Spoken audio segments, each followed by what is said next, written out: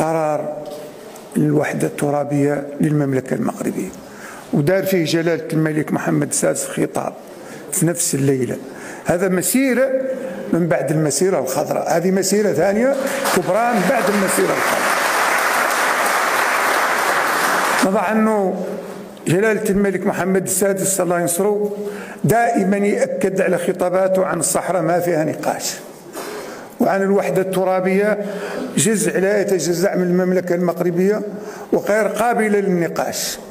وهذا تبين في السنوات الفائتة. الدول كانت تفافى شوي، راه بين لها قال عن الوحدة الترابية للمملكة المغربية لا نقاش فيها، وهذا نجاح كبير كبير جدا. وكان خطاب الملك جلالة الملك محمد السادس الله ينصره كان خطاب هادي، رغم ان احنا اللي يربح شي حاجه عنده نشوه. هذه نشوه ديالنا اللي ربحنا فيها الوحده الترابيه بصفه نهائيه، ما فيها نقاش. واللي مولي قناه الشعب المغربي كله من خلالكم.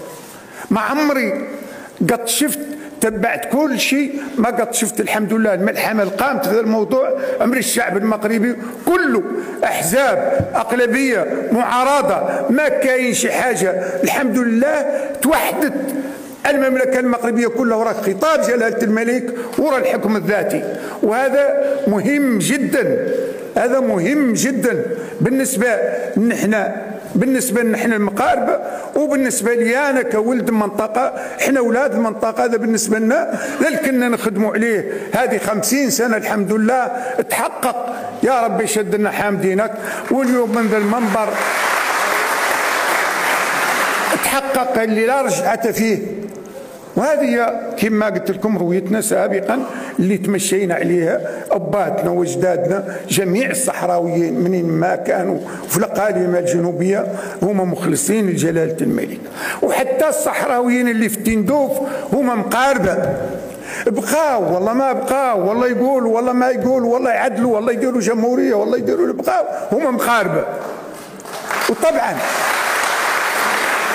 جلالة الملك محمد السادس بالرؤية ديالو والدبلوماسية الهادية قال اخواننا، ما قال جبهة البوليزاريو، قال اخواننا في التندوف يرجعوا لبلدنا، يرجعوا لبلدهم ويمشوا يسيروا امورهم. هذا خطاب من جلالة الملك، هذا خطاب ما هو سهل اللي بقى يسمعه.